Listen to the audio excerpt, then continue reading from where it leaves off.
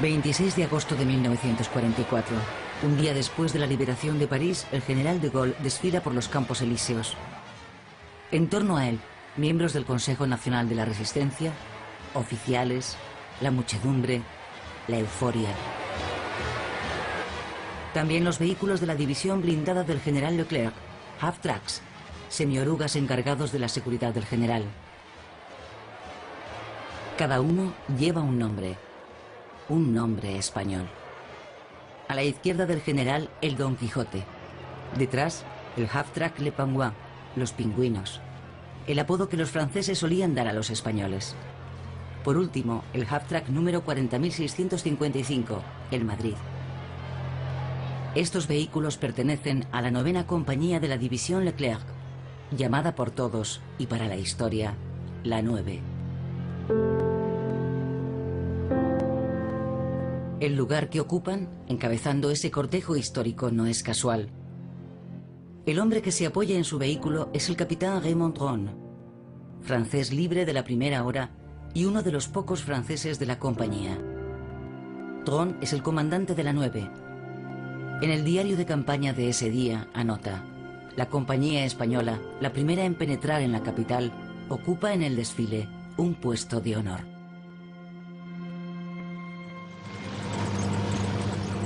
El 24 de agosto, las defensas alemanas habían obligado a Leclerc a detenerse a pocos kilómetros de París. París se ha sublevado. Había que entrar a toda costa en la capital. Leclerc lanza en avanzada a su 9ª compañía, la 9. Unas horas más tarde, los half-tracks Guadalajara, Brunete, Ebro, Santander, Teruel alcanzan victoriosos el ayuntamiento de París. A bordo, un centenar de hombres, casi todos republicanos españoles. Amado Granell, Fermín Pujol, Ramón Gualda, Miguel Campos y muchos otros. ¿Por qué la historia no ha querido recordar sus nombres?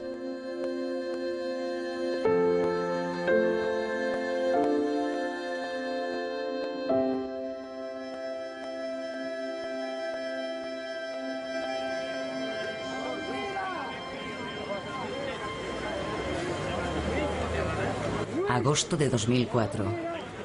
Tras 60 años de silencio, París rinde homenaje a sus olvidados libertadores. Messieurs Manuel Fernández et Luis Royo Ibáñez, derniers survivants des républicains espagnols engagés dans la 2e DB, à nous rejoindre. Merci. Luis Royo y Manuel Fernández son los últimos supervivientes de esa historia olvidada.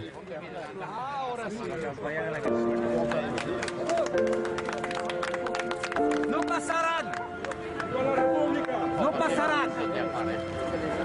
Este ha reconocido que los republicanos españoles, que esto no lo reconocieron.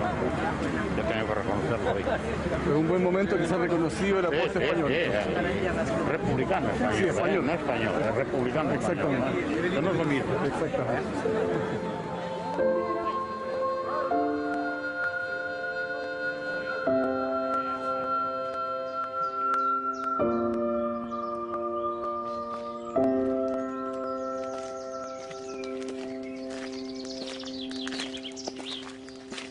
Yo salgo aquí todas las mañanas y doy la vuelta por ahí, por el bosque, hay una carretera, un camino como este.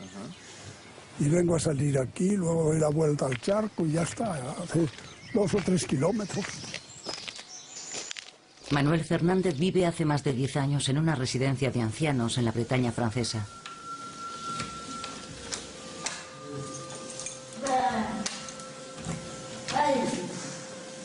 Este asturiano no pudo volver a España tras la Segunda Guerra Mundial.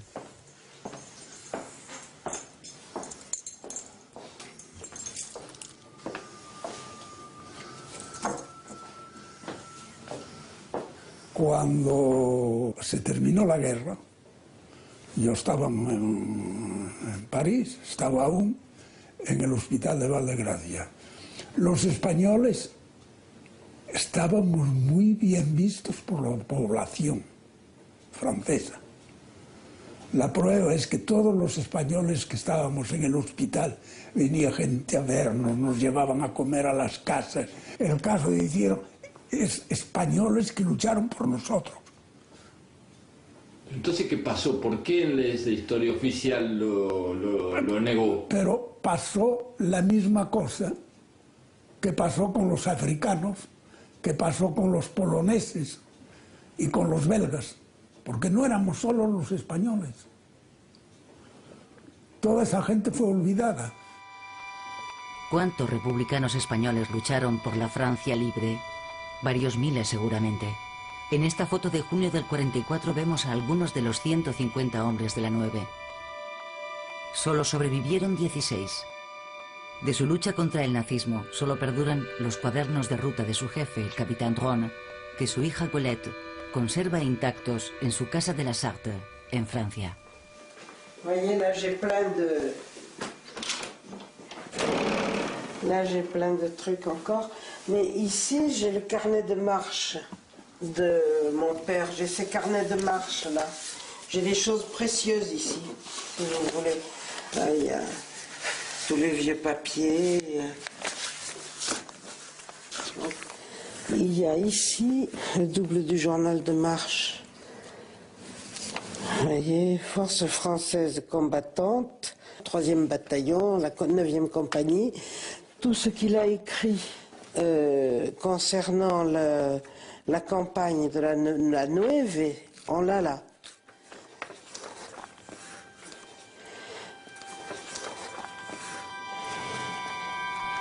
En cuadernos del ejército estadounidense, el capitán Dron glosó la increíble epopeya de los españoles de la 9.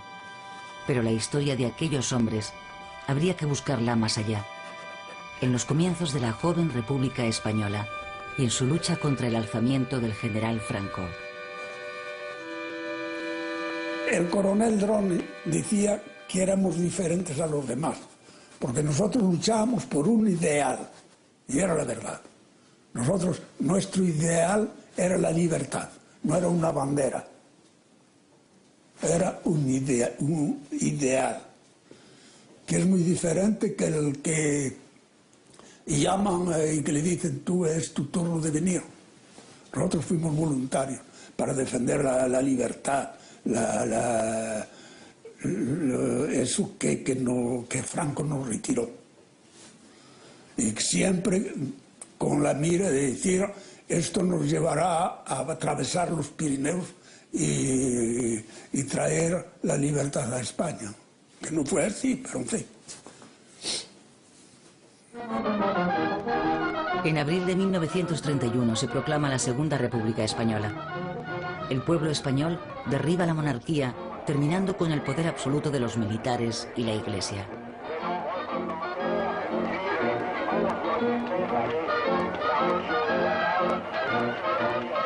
Manuel Fernández tiene entonces 13 años. Su pueblo, como toda Asturias, ha votado en masa a favor de la República.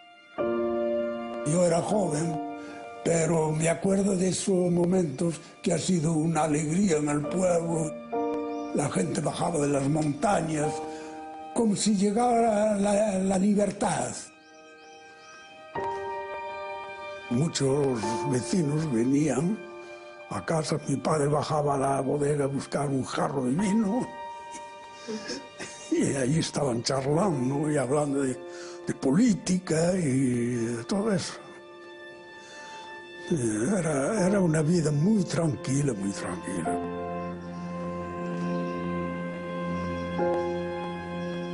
Me acuerdo cuando dieron el voto a las mujeres, que las chicas del pueblo bailaban de contentas porque iban a ir a votar con los hombres y todo, me acuerdo de eso.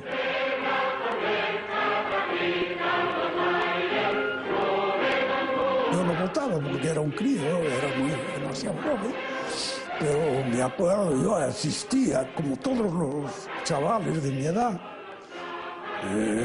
asistimos a las reuniones. Allí no había ni guardia civil, ni había nadie que controlara, les metían en la calle en las reuniones. Pero los problemas vinieron después porque había orejas. Y claro, cuando los falangistas llegaron, hicieron la represión terrible allí. matando gente que nunca se había metido con nadie. En julio de 1936 estalla el golpe militar contra la República. En pocas semanas, el general Franco se apodera de la mitad de España y desata una guerra sangrienta. Asturias se mantiene leal a la República. Marentes, el pueblo de Manuel, cae rápidamente en manos de los franquistas. Y cuando hemos visto eso, había gente que estaba escondida en el monte. Y yo me reunía con ellos al monte. Y un día decidimos entre todos de marcharnos. Nos hemos marchado a través de las montañas y pasamos para el lado de los republicanos. Hacer la guerra como todo.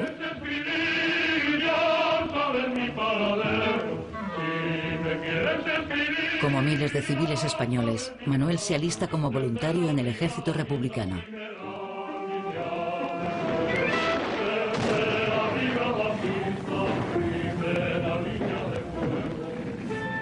El catalán Luis Royo desfilaría por los Campos Elíseos en agosto del 44 al volante del Madrid.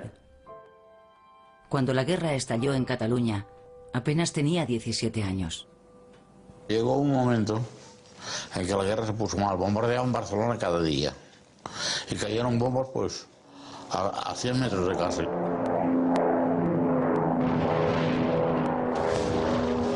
Y dijo, bueno, aquí va. Y yo le dije a mi padre que me firmara para poderme enganchar, porque yo era menor. La mayoría era a los 18 años. Yo tenía únicamente 17. Y mi padre, y lo hizo, me firmó. Las tierras de España, la grande, la sola, desiertas llanuras. Galopa caballo cuatralbo, jinete del pueblo, que la tierra es tuya. A galopar, hasta enterrarlos en el mar. A galopar. Hitler y Mussolini ponen sus ejércitos al servicio de Franco. Francia e Inglaterra proclaman la no intervención y se desentienden de la República Española. Como un signo precursor de la guerra relámpago que asolaría Europa, los aviones alemanes de la Legión Cóndor invaden el cielo de España. 15.000 oficiales de la aviación nazi participarán en la guerra franquista. Arrasan Guernica y bombardean sistemáticamente Madrid, Barcelona y las principales ciudades de la España republicana. Con un ejército mal equipado, compuesto mayoritariamente de civiles y de voluntarios del mundo entero, la República resiste 3 largos años. Cada vez que nosotros atacábamos, logramos el éxito, logramos lo que queríamos. Pero venían luego los italianos, los alemanes, y las bombas y la artillería, y ahí se unían.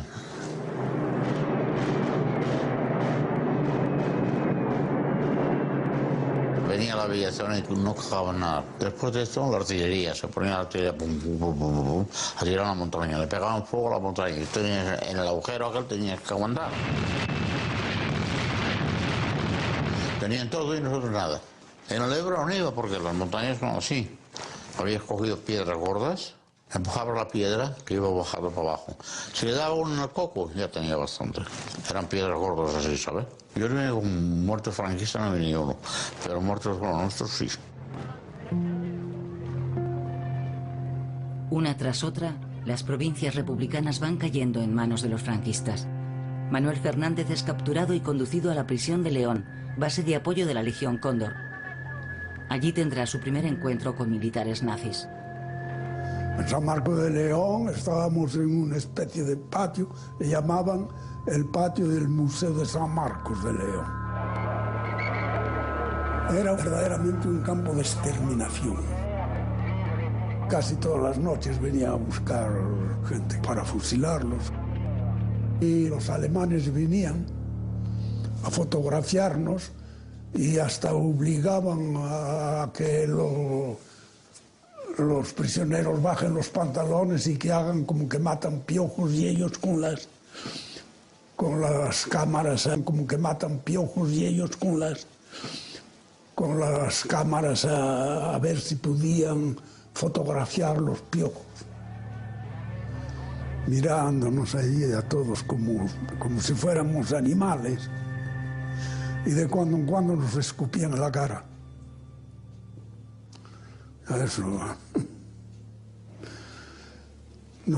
Eso son cosas que no pueden olvidarse.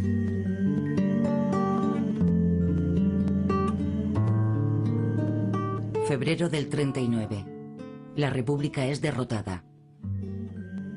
Es la retirada. 500.000 refugiados tratan de cruzar los Pirineos, entre ellos 150.000 soldados del ejército republicano. Los franceses acogen mal a esos españoles que ponen en riesgo una paz vergonzosa negociada con Hitler en Múnich unos meses antes. Cuando estábamos en la frontera, cayó una nevada, había 60 centímetros. Y nosotros metieron en un campo que había, donde las vacas iban a comer y cagar. Había el Tech, el río, que pasaba con el agua que fundía de la nieve, y tú te metías ahí dentro y te helabas.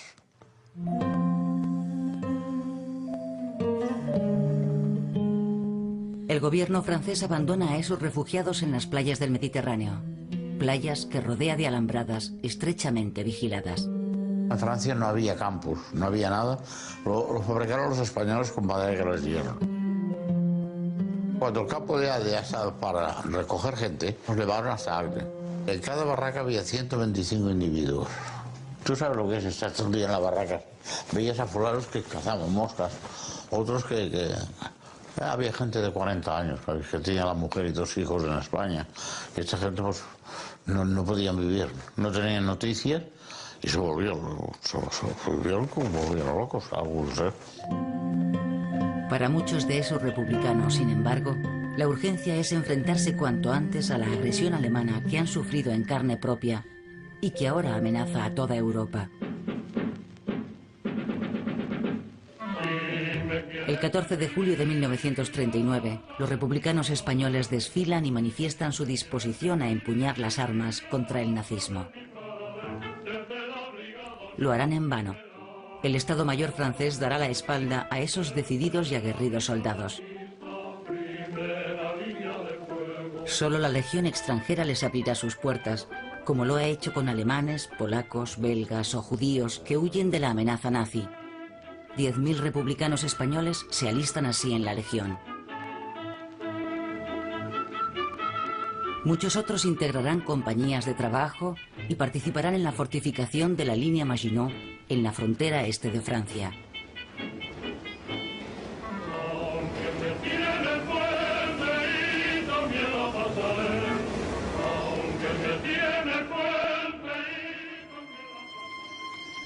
En mayo de 1940, Manuel Fernández logra evadirse de la prisión franquista, al mismo tiempo que Alemania lanza su gran ofensiva contra Francia. Yo tenía una cosa en la cabeza contra los alemanes. En Francia había la guerra y era una ocasión para vengarme, ni más ni menos. Y cuando he tenido la ocasión, que he visto la buena oportunidad de pasar la frontera, la pasé, y nada más llegar a Francia, al día siguiente ya estaba en un cuartel. Yo no vine a Francia para ir a encerrarme en un campo, no, ¿qué viene usted? Yo vengo a hacer la guerra. Al cabo de unos 8 o 10 días, ya nos llevaron para el frente, con la Legión extranjera.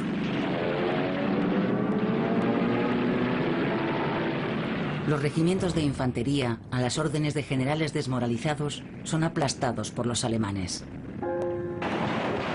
Los mismos oficiales que se burlaban de los republicanos españoles, calzados con alpargatas, no pudieron resistir 5 semanas la ofensiva de la Wehrmacht. Eso ha sido para mí la más grande desilusión de mi vida. He tenido momentos que he llorado como un niño. Me fugué de España y aquí me voy a meter en las manos de los alemanes. Porque no se veía el ejército organizado, ni un oficial con ánimo, nada más correr para atrás. Y a salvar cada uno la vida, las mujeres, los críos, todos por las carreteras. Yo me decía, digo, ¿a dónde me he puesto los pies? Ahora me van a coger otra vez y ahora sí que me...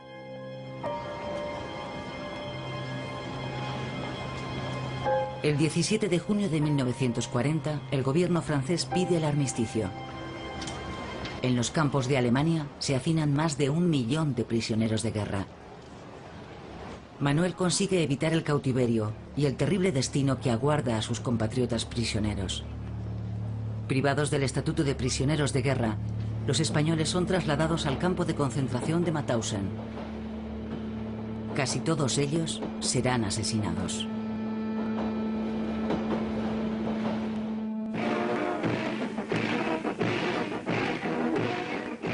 Hitler convoca a los militares franceses en Compiègne para firmar un humillante armisticio. El Führer les permite conservar 100.000 hombres y la mayoría de sus cargos. A cambio, el gobierno francés acepta colaborar con la Alemania nazi. En Vichy, el mariscal Pétain forma un gobierno favorable al armisticio para dirigir una Francia totalmente neutralizada. Pero en Londres, el general de Gaulle hace un llamamiento a continuar el combate. Unos pocos oficiales y solo 2.000 soldados deciden seguirlo, entre ellos 300 legionarios españoles. Son los llamados franceses libres. En la Francia de Pétain, la situación de los refugiados españoles es cada vez más difícil. Sospechosos y perseguidos, muchos de ellos son encerrados nuevamente en los campos o entregados a los franquistas. Los gendarmes dijeron, bueno, ¿Alemania o España? Había hecho la guerra de España, los alemanes estaban en España, me habían querido matar 3 o 4 veces, yo no me voy a Alemania. A España no podía ir, ¿qué me quedaba? No me podía ir. Me hubiera ido a Inglaterra, me hubieran dejado, pero no me dejaban. Y entonces me fui a la Legión. Como Luis Royo, muchos terminaron refugiándose en la Legión extranjera. Yo me llamaba Dupont. En el puerto, antes de embarcar, y me preguntó, ¿cómo se llama? Dupont. Francés, Dupont. Un alemán no iba a saber que si tenía el acento español o no, ¿sabes? Y había un italiano también. En fin. Y me metieron en un barco que se llamaba el Marigot. Y dormíamos en cubierta, 3 días para ir de Marsella a Oran.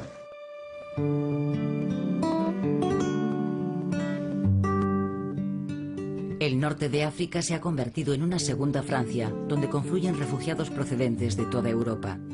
Entre ellos numerosos españoles que cruzaron el Mediterráneo durante la retirada y que acabaron en campos de concentración diseminados por el Sáhara.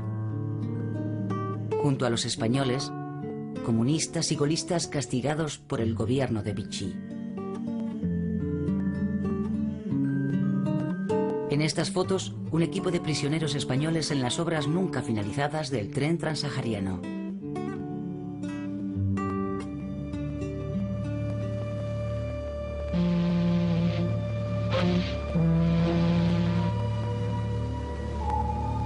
El 8 de noviembre del 42, los aliados desembarcan en las costas del norte de África. Es la primera etapa en la ofensiva contra las fuerzas del Eje.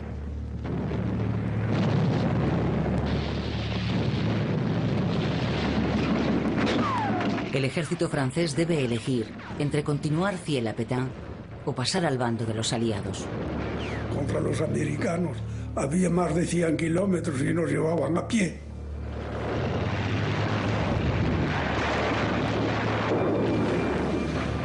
Y antes de que lleguemos al frente ya se había terminado. Los enfrentamientos provocarán más de 2.000 muertos. Finalmente, el ejército francés de África se une a los aliados. Los mandos cambiaron del día en la noche. Porque antes eran todos con Pétain Y una vez que llegaron los americanos, cambiaron de chaqueta y se volvieron todos del lado de los americanos. Y entonces han organizado el ejército francés para unirse al americano y luchar contra los alemanes. Ahí he dicho, digo, ahí está mi ocasión. Manuel es uno de los 3.000 primeros legionarios que el general Giraud envía a combatir al frente tunecino. Frente a ellos, el Afrika Korps del mariscal Rommel, considerado el mejor ejército del mundo.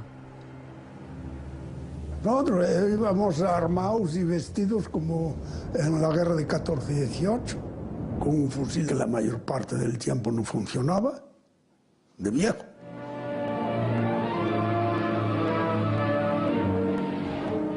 El día que nos atacaron los paracaidistas de Rommel, los oficiales chillaban a la bayoneta o canón. Ahí sí que, ahí me vengué. Ahí cuerpo a cuerpo. Nunca había visto los tíos atravesados con la bayoneta.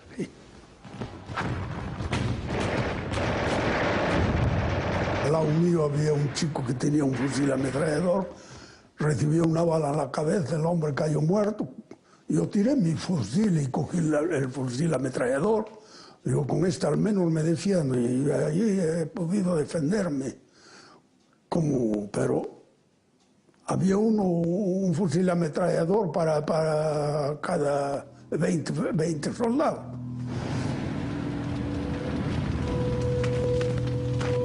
Y allí cayeron heridos, muertos, otros prisioneros. Allí nos cogieron como ratas. Y yo me fugué de noche. 2.000 legionarios españoles y belgas, en su gran mayoría, cayeron en aquella ofensiva. Al cabo de un mes de convalecencia, otra vez para el frente. Y llegué al frente por la mañana y me dice el sargento, oye, Fernández, llegas bien, atacamos esta noche.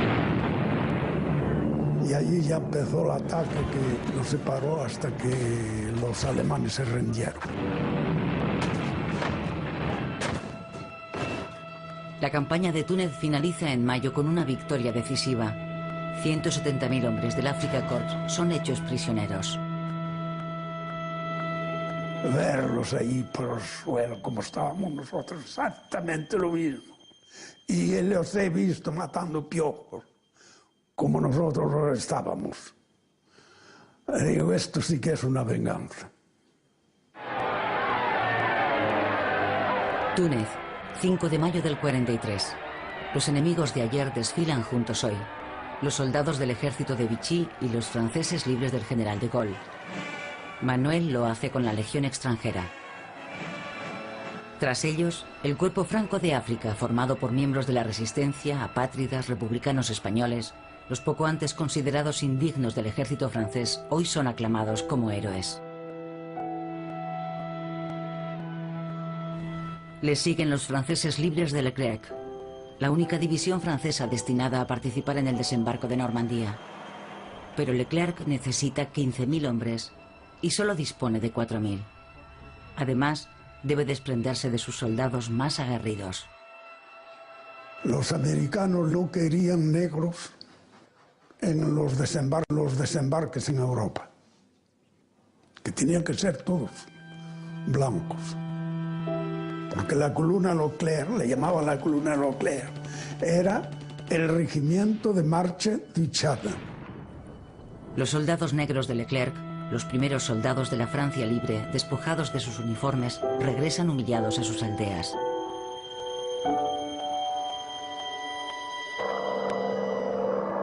En mayo del 43, de Gaulle llega desde Londres. ¿Quién tomará el mando del Ejército de Liberación? ¿De Gaulle o Giraud, el general al frente del ejército de Vichy en África? Yo quería hacer la guerra con Leclerc. Oye, es una cosa que he tenido desde siempre. Porque yo opino que de Gaulle es un hombre que no aceptó a los alemanes y no aceptó nada. Y yo tampoco acepté a Franco ni lo otro. Las ideas de Gaulle a la época correspondían más con las nuestras que con las de los otros que eran de Pétain. Los oficiales de la Legión a nosotros nos consideraban como los rojos españoles, como revolucionarios, los rebeldes. Por ejemplo, tenía ustedes suboficiales superiores que decían: aquí no estás en España, aquí no se viene a hacer la revolución. Uno se callaba. Por contra, los oficiales que venían con De Gaulle, al contrario: has hecho la guerra de España, ¿sí? Bravo. Ambos sectores del nuevo ejército francés inician intensas campañas de reclutamiento. Los oficiales lo que querían eran españoles, porque éramos gente que teníamos ya una cierta experiencia, no solamente de la guerra de España, pero habíamos hecho todos la campaña de Túnez. Ya no éramos quintos. Manuel Fernández, Luis Royo y muchos otros españoles de la Legión y de los cuerpos francos abandonan en masa sus unidades y se unen al general Leclerc en las playas argelinas. Los excombatientes de la República Española recobran el espíritu del 36. Y nosotros que nos atiraba por ahí era, primeramente, las ideas de Gaulle, y segundo, que era una unidad española. De todas las unidades de combate, una compañía será totalmente española. Allí están el canario Miguel Campos, exmiembro de la columna Durruti. El arquitecto madrileño Van Bergen, apodado Bamba, oficial del Cuerpo Franco de África. El valenciano Amado Granell, exoficial superior del ejército republicano. En total, 150 republicanos. La 9 acaba de nacer. Para dirigir esta unidad tan especial, Leclerc escoge al capitán Raymond Dron, un golista de la primera hora. Dron escribe: fue Leclerc en persona quien me confió a los voluntarios españoles. Todos les tienen miedo, me dijo. Son buenos soldados, no le darán problemas. Había anarquistas, socialistas, republicanos moderados y algunos ultraduros seguidores del anarquista Durruti. Todos antifranquistas y antinazis.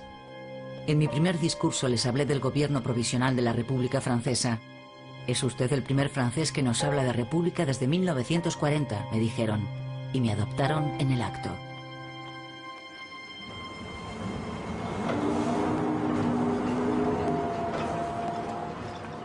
A las playas marroquíes van llegando armas pesadas, camiones, blindados, miles de toneladas de equipamiento estadounidense para la segunda división de Leclerc.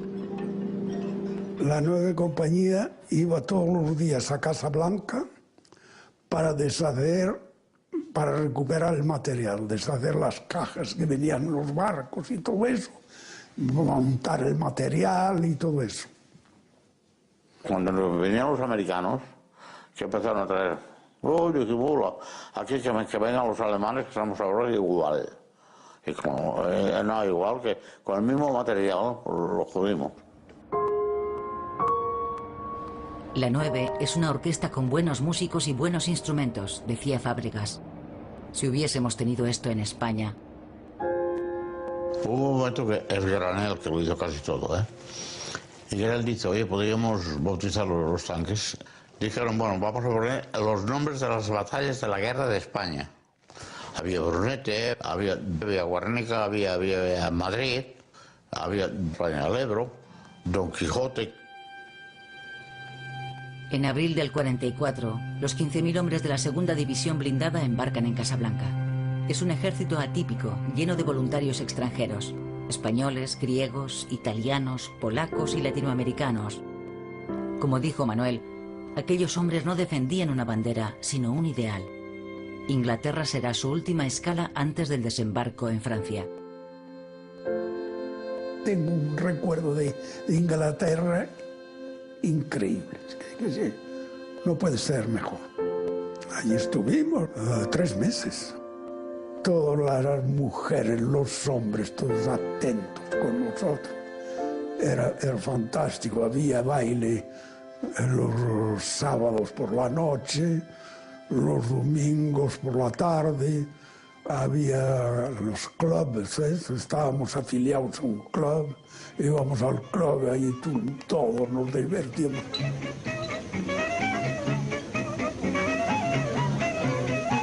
Yo iba muy a menudo a Hall, ¿sabes? Muy a menudo para comprar lo que fuera, el perfume, la brillantina, la barra de jabón y todo. Decía, bueno, ¿quién quiere ir a Hall? Yo como que tenía una media novia allí, Jean Farrow. Seguro que si yo hubiera tenido una situación me hubiera casado con ella.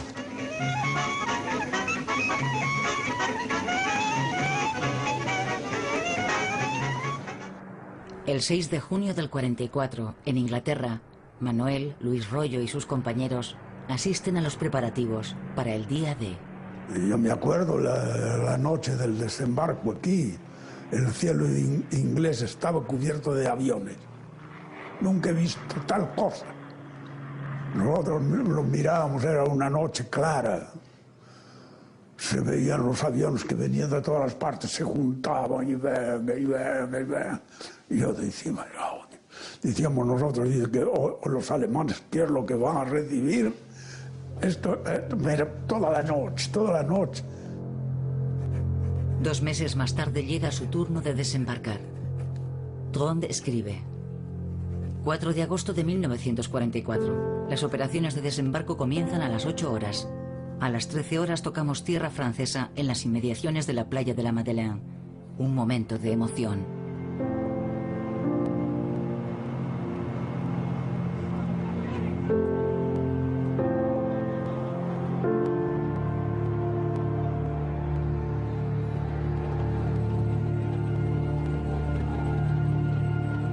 Nosotros pues salimos caminando, me acuerdo de ver los otros que salían detrás de nosotros, que había quien se arrodillaba y besaba la arena y cosas así.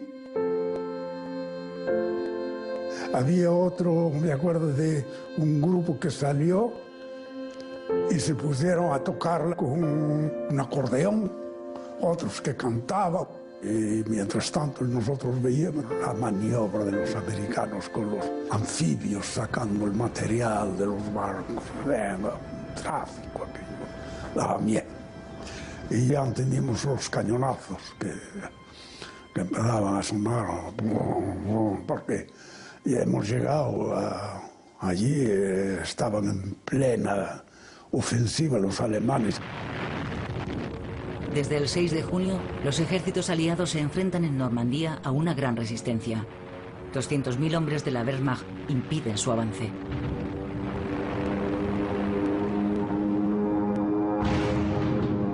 Los 15.000 hombres de la segunda división blindada han recibido órdenes de rodear a los alemanes por el sur, pero Leclerc lleva una orden prioritaria del general de Gaulle.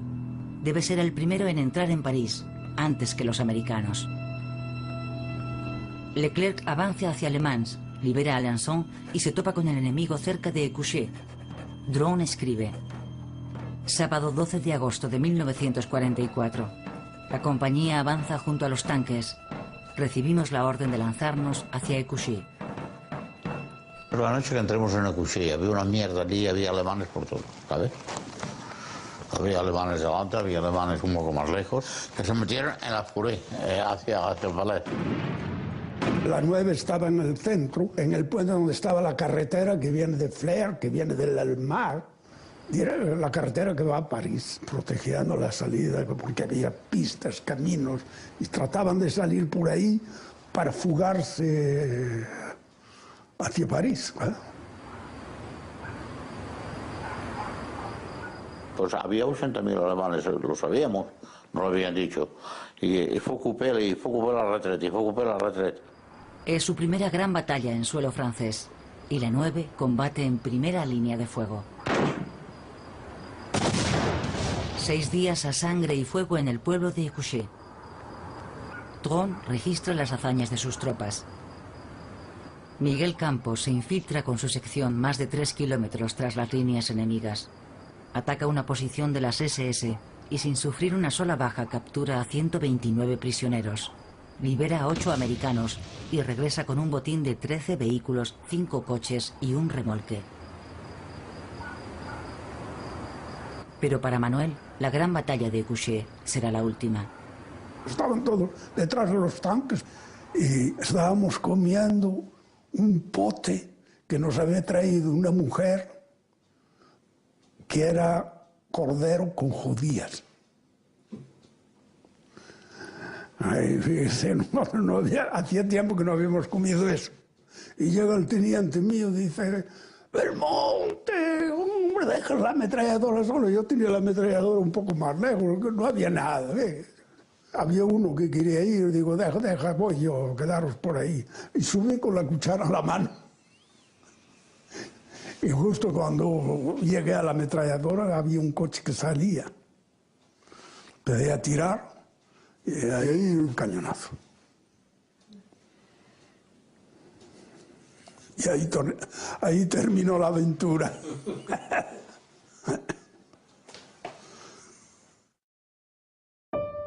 Manuel es herido de gravedad. 6 combatientes de la 9, 5 españoles y un ruso de las brigadas internacionales descansan en el pequeño cementerio de Écouché.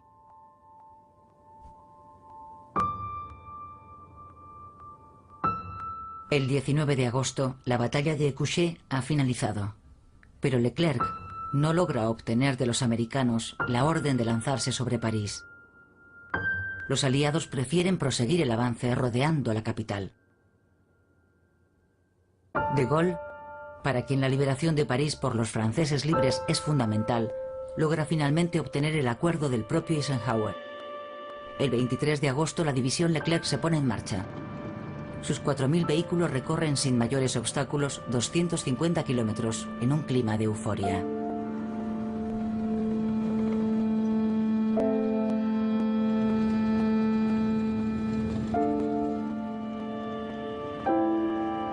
Llegando a París, el half-track Madrid del andaluz Gualda, conducido por Rollo, pierde una oruga. Yo le metí la tracción delantera con Gualda y no, continuemos con el hierro frotando los adoquines. Uy, me hizo así Leclerc, me paré. ¿Qué reparé? Seco, ¿eh? Oye, joder, Alejos, que parimos. Sabíamos que quedaban 10 kilómetros para París, ¿eh? Si había que pegar tiros en París, los pegábamos. No, fue reparé tout de suite. Solté el drapeau y vos meté en Berna. Pero el 24 de agosto, Leclerc también debe detenerse. Su división se ve bloqueada por una defensa alemana a solo 15 kilómetros de París. Solo 15 kilómetros de París. La cuarta división americana podría adelantarle esa misma noche. En la capital, la insurrección había comenzado el 19 de agosto. Los insurgentes, dirigidos por las fuerzas francesas del interior, comunistas en su mayoría, han tomado la jefatura de policía, el ayuntamiento y las comisarías.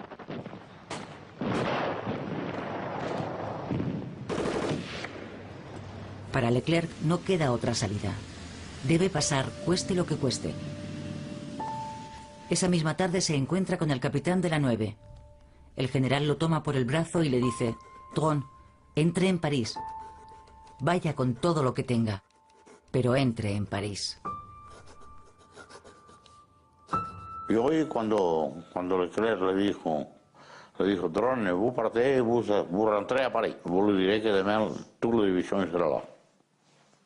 Ellos se fueron, la segunda y la tercera sección, y nosotros queremos salir con tontos. La 9 se pone en marcha alrededor de las 19:30. Son más de un centenar de republicanos españoles en una docena de half-tracks apoyados por 3 tanques Sherman. La 9 entra en la historia.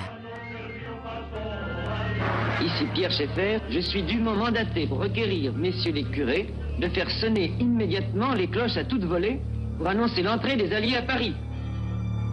A las 21:20 el Guadalajara llega a la plaza del ayuntamiento. Es una de las escasas imágenes que dan fe de la presencia española.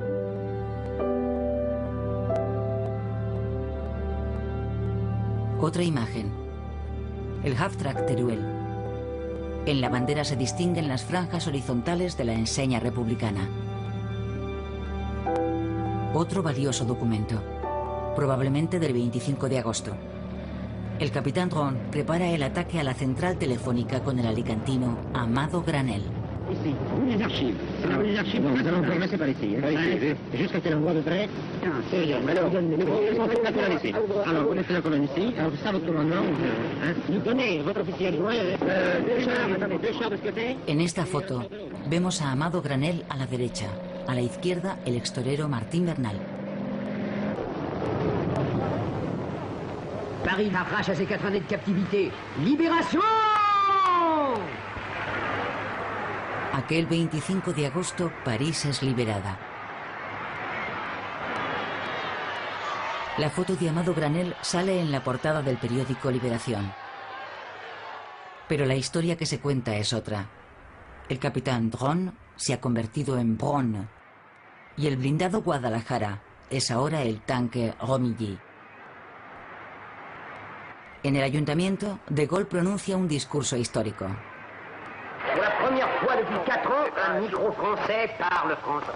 Paris, Paris outragé, Paris brisé, Paris martyrisé, mais Paris libéré, libéré par lui-même, libéré par son peuple avec le concours des armées de la France, avec l'appui et le concours de la France tout entière, c'est-à-dire de la France qui se bat, c'est-à-dire de la seule France, de la vraie France, de la France éternelle. ¿Qué lugar podía quedar para los republicanos españoles y los voluntarios extranjeros? La guerra, sin embargo, no había acabado y los combates más duros estaban aún por llegar. La 9 pagará un terrible precio. 40 muertos y más de 100 heridos entre París y las llanuras de Alsacia. En mayo del 45, los últimos españoles de la 9 asaltan el nido del águila de Hitler. El largo camino hacia la libertad está a punto de finalizar, pero no para los republicanos españoles. La ideal que nosotros teníamos era de hacer la guerra contra Franco. Pero antes de Franco había Hitler y había Mussolini. Macharlos y después a Franco. Porque si nosotros hubiéramos ido a España una vez que Hitler estaba deshecho ya y Mussolini estaba muerto, se lo colgaron, pues Franco hubiera hecho media vuelta, La lógica de la Guerra Fría se impone. Franco no solo logra salvar su vida, sino que se convierte en aliado del mundo libre. Un amargo trago para quien tanto luchó por la libertad.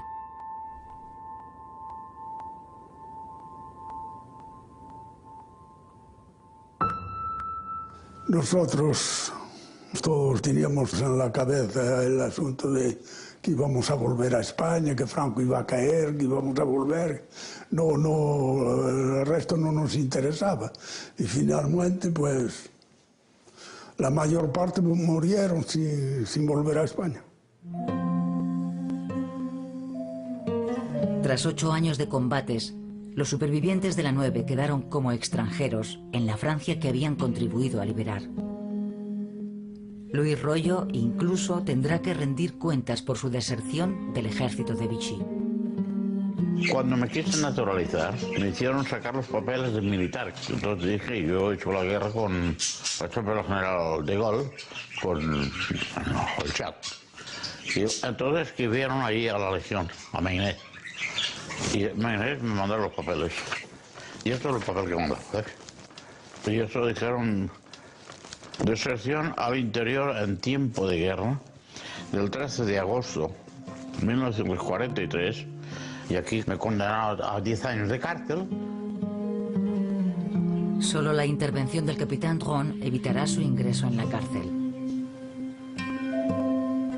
El 25 de agosto me condenaron el día que liberamos París. Es la gracia, ¿eh? Sí. Mi mujer, cuando estaba aquí, en la silla de ruedas, Pues estas son familiares. Y bueno, y la foto del general Leclerc, que la tengo siempre aquí conmigo.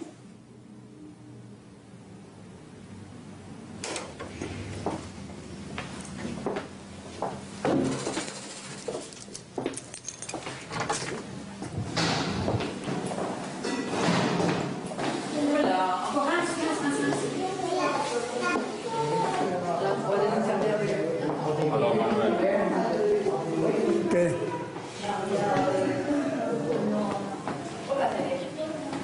¿Estás arrepentido de haber hecho lo que ha hecho?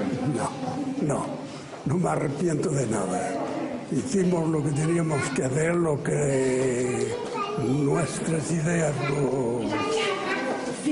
nos decían, y si se necesitara hacerlo otra vez, lo volveríamos a hacer. Bueno, adiós. Hasta la próxima. Hasta la próxima.